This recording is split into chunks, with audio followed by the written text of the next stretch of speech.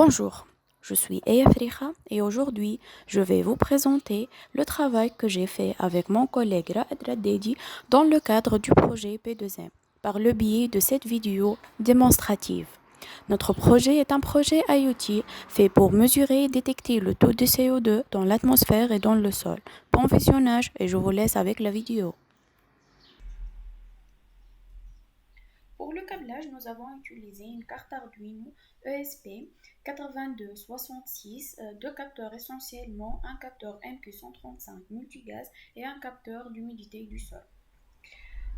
Voilà l'expérience qu'on a fait. Le capteur ici va détecter l'humidité du sol et va la projeter sur le moniteur série comme vous pouvez le voir.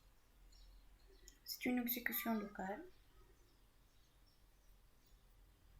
On voit des données sur UbiDots. On l'a fait avec Wi-Fi. On a fait un device, détection CO2. Voici la première variable, humidité, et la deuxième, ppm CO2.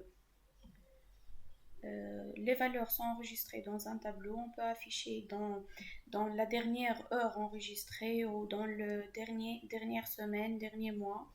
Le dashboard créé avec UbiDots et affiché avec UbiDots. Voilà. Ce sont des widgets.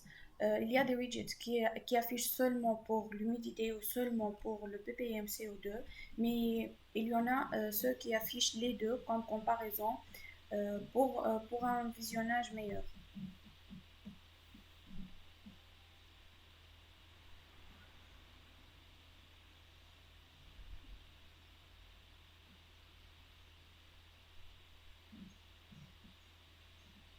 Expérience réelle MQ135 et changement de valeur.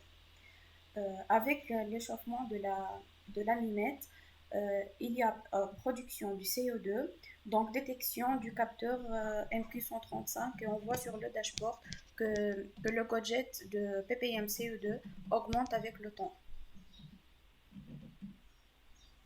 Création d'événements aussi sur Evidots. Pour les événements, on a fait envoi par email, par SMS ou par appel téléphonique.